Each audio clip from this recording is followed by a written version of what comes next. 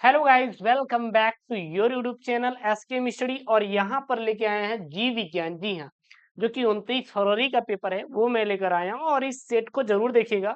कल मैंने एक अच्छे लेवल का सेट तैयार किया है जिसमें मैं पूरा पूरा पेपर का सोल्यूशन दूंगा। लगभग वीडियो 1 घंटे की रहेगी। उस वीडियो को जरूर देखिएगा। ये आपका मैं पूरा का पूरा लेकर आया हूँ पेपर, उसमें कल मैं पूरा पूरा सोल्यूशन दूंगा। तो देन इंपॉर्टेंट वीडियो लेके आ रहे हैं। हर एक वीडियो को आप पढ़ना है। इंपॉर्टेंट तो पूरी दुनिया पढ़ा रही है, लेकिन आप एसके स्टडी के इस प्लेटफॉर्म, आपके अपने चैनल एसके स्टडी के शिवम सर से आप पढ़िए क्या पेपर, वो पेपर जो कि आपके पेपर आएगा बोर्ड में, ठीक है ना। तो ये आपका जीव विज्ञान का पेपर है। आज का पेपर कोड 348, जो बहुत ही प्यारा पेपर है। 70 नंबर का पूर्णांक, 23 नंबर पास होने के लिए चाहिए। लेकिन गुरु जी हमें कुछ खैर का नहीं चाहिए, हमें गुरु जी मेहनत का। 70 में कितना चाहिए?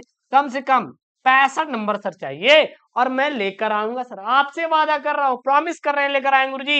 ये जो 3 घंटे 15 मिनट का टाइम है ना, उनकी कसम है गुरु जी, छोड़ देंगे। अरे गुरु जी उनकी किसकी, कमेंट कर दो यार, किसकी कसम खिला रहे गुरु जी, क्या बताए, एकदम मजा आ जाती है आपकी वीडियो देख के, ठीक है ना। बस इंजॉय करते हुए पढ़ना, बस यही यही आपके अंदर भौकाल होना चाहिए भाई। समय 3 घंटे 15 मिनट, 15 मिनट परीक्षार्थियों को प्रश्न पत्र पढ़ने के लिए क्या रहेंगे, निर्धारित रहेंगे। भैया आराम से प्रश्न पत्र पढ़िए, लेकिन बर्बाद मत करिएगा। शायद आप इतने टाइम में अगर अपने आप को टाइम दे दिए ना, तो आप अच्छे नंबर को सॉल्व कर सकते हैं, ठीक है ना। सभी प्रश्न करना अनिवार्य है। आवश्यकता अनुसार आप अपने उत्तर की पुष्टि जो है नामांकित रेखा चित्र बनाकर दीजिए। प्रत्येक प्रश्न के निर्धारित अंक उसके सामने दिए रहेंगे, जो जितने नंबर का रहेगा। चलिए सबसे पहले देख लीजिए, आज ऐसे ही पेपर आएगा, सेम टू सेम 100% सेम ऐसे ही पेपर आएगा जैसे मैं आपको बता रहा हूँ। 101% गारंटी मैं लेता हूँ, सेम टू सेम आपका पेपर बोर्ड में आने वाला है, वो भी 29 फरवरी के दिन, ठीक है ना। तो सबसे पहले बहुविकल्पी रहेगा। जैसे यहाँ पे पहला प्रश्न रहेगा, सही विकल्प चुनकर अपनी उत्तर पुस्तिका में लिखिए। पहला यहाँ पे प्रश्न है, प्रश्न क्या है, निम्नलिखित में से कौन सा एक आभासी फल नहीं है। तो देखिए आपका आभासी फल नहीं है कि आभासी फल है, तो इसमें यार यहाँ पे रहेगा आभासी फल है। आभासी फल है तो जो सेब होता है ना, सेब जो होता है ये एक आभासी फल है, और अखरोट भी है, स्ट्रॉबेरी भी है। लेकिन आम एक आभासी फल नहीं है। आम एक आभासी फल नहीं है। सर आभासी फल क्या होते हैं? ऐसे फल जिनका निर्माण कभी बीज से नहीं होता, बल्कि बीज के अतिरिक्त भाग, पुष्पदल, पुष्पक्रम इत्यादि से होता है, उसे हम लोग क्या कहते हैं? आभासी फल कहते हैं। प्रोटीन संश्लेषण के प्रारंभक हेतु प्रकूट क्या है आपका? AUG होता है। क्या होता है? AUG होता है। अगला यहाँ पे प्रश्न देखिए, ग वाला यहाँ पे है, कौन सा एक जैव निम्नीकरणी जैव विघटित प्रदूषक है? तो वो क्या होता है आपका? वाहित मल। क्या होता है आपका? वाहित मल होता है। 3 और ऑप्शन है, प्लास्टिक भी नहीं है, एस्बेस्टॉस भी नहीं है, और ई कचरा भी नहीं है। तो है क्या सर? वाहित मल है, ठीक है ना। अगला यहाँ पे प्रश्न है, घड़ियाल पुनर्वास केंद्र कुकरैल कहाँ पर है? जो घड़ियाल पुनर्वास केंद्र है कुकरैल, यह लखनऊ में है। कहाँ पर है? लखनऊ में है। भाई ना प्रयागराज में कोई नहीं है, प्रयागराज में कोई नहीं है, ठीक है ना। वाराणसी में भी नहीं है, लेकिन कहाँ पर है? लखनऊ में है। उसके बाद आपके पेपर में आएगा निश्चित उत्तरी, ये सब एक एक नंबर के आएंगे, सेम टू सेम आपका आएगा। ये पेपर आप देख लीजिए, कल इसका वैसे भी सोल्यूशन आएगा, आपको टेंशन नहीं लेना है यार।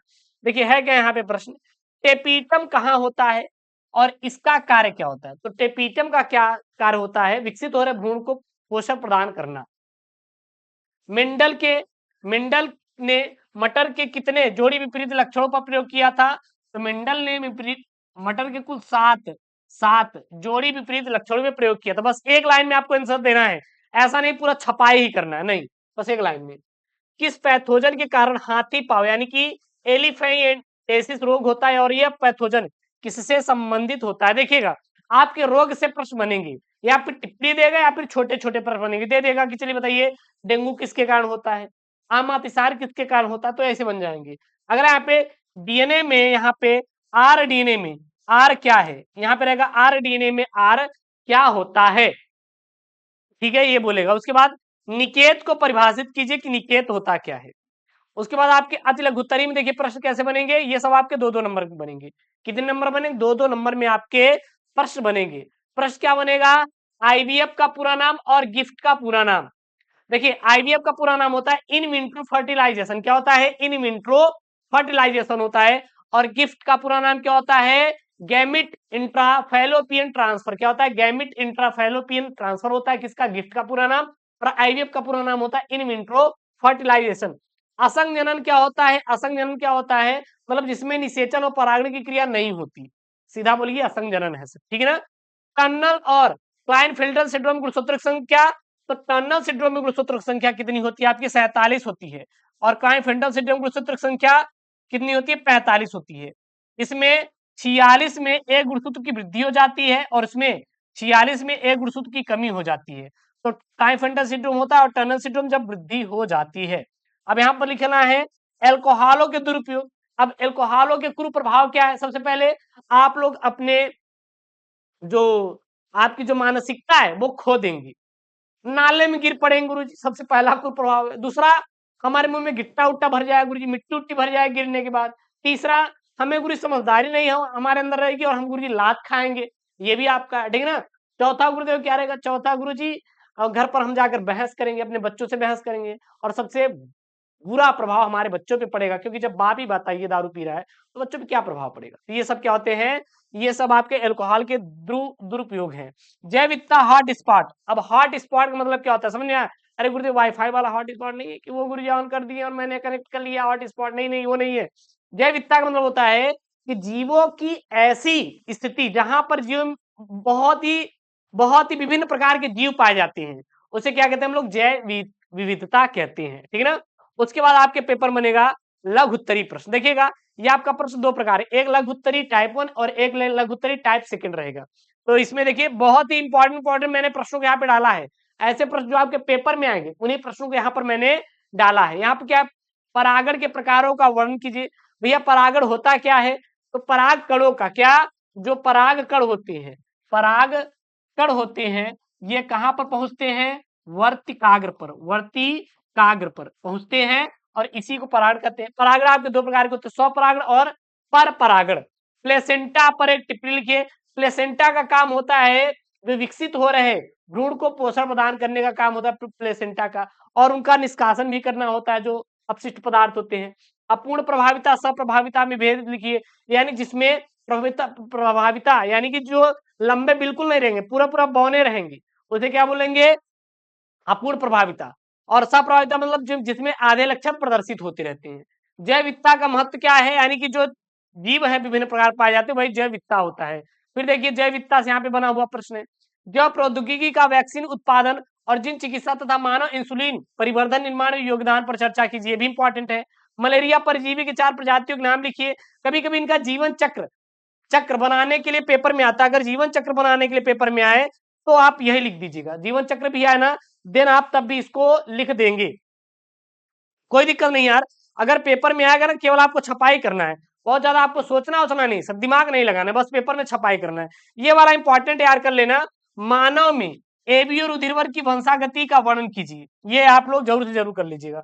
उसके बाद आपका भ्रूण कोश विपुंसन, भ्रूण कोश में आप ये मत करिएगा, विपुंसन मत करिएगा, भ्रूण कोश केवल कर लीजिएगा। क्या? भ्रूण कोश को आप लोग कर लेंगे, हो गया।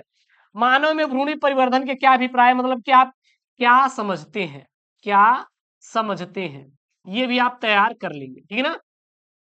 सीकल सेल एनीमिया वही है, यहाँ पे देखिए दांत कोशिका अरक्तता पर एक संक्षिप्त टिप्पणी कीजिए, 3 नंबर का है। फिर यहाँ पे आपका बायोगैस के उत्पादन में सूक्ष्म जीवों की भूमिका का वर्णन कीजिए। जो कल वीडियो आएगा ना स्पेशल, उसमें हर एक इंपॉर्टेंट मैं क्वेश्चन को बताऊंगा, और वो क्वेश्चन को मैं बताऊंगा जो आपके पेपर में आएगा कितना? 29 फरवरी। मेन हमारा टारगेट ही यार सर 29 फरवरी कराना, और वही मैं यहाँ पे पेपर लेकर अब करवाऊंगा।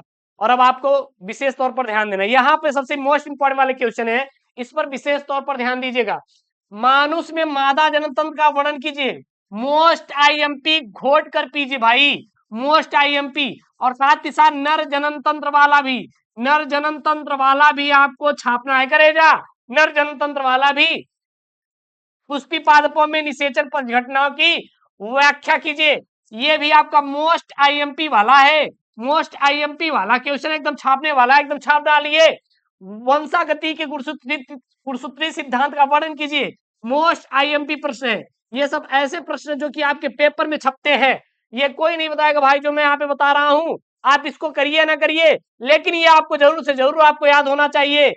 आर डीएनए यानी कि डीएनए तकनीकी पर संक्षिप्त पर एक निबंध लिखिए। ये आपको राइबोसोमल डीएनए पर यहाँ पे आपको टिप्पणी करना है। ये आपका मोस्ट आईएमपी है और ये भी तो है ही भैया, औद्योगिक उत्पादों में संश्लेषण में सूक्ष्मजीवों की भूमिका। ये भी आपका क्या है, मोस्ट आईएमपी वाले क्या है आपके पेपर के आए हुए क्वेश्चन है। तो ये आपको तैयार होना चाहिए। एक लास्ट प्रश्न है, अगर मान लीजिए आपका है कि नहीं गुरुजी और मुझे करना है, तो समष्टि को परिभाषित कीजिए और इसकी विभिन्न पारस्परिक क्रियाओं का वर्णन कीजिए। ये आप कर सकते हैं। तो ये आपके सबसे मोस्ट आईएमपी वाले भैया क्वेश्चन है जो कि पेपर में आएंगे। अगर ये आ गए तो आपको छाप कराना है, छाप कराना है, कुछ भी हो जाए। और इसी प्रकार से सेम टू सेम 29 फरवरी के सारे क्वेश्चन रहेंगे और आपको रट कर जाना है, छोड़ना नहीं है। सर हम एक भी क्वेश्चन को नहीं छोड़ेंगे, कुछ भी हो जाएगा, हर एक क्वेश्चन को करेंगे, आपसे वादा कर रहे हैं। बस यही आपके अंदर टारगेट रहना चाहिए, ठीक है ना। और ऐसी वीडियो चाहे तो प्लीज यार वीडियो को लाइक करिए, चैनल को सब्सक्राइब करके शेयर करिए अपने दोस्तों के साथ। मिलते हैं नेक्स्ट वीडियो में दोस्तों। थैंक यू, जय Hind, take care, bye bye.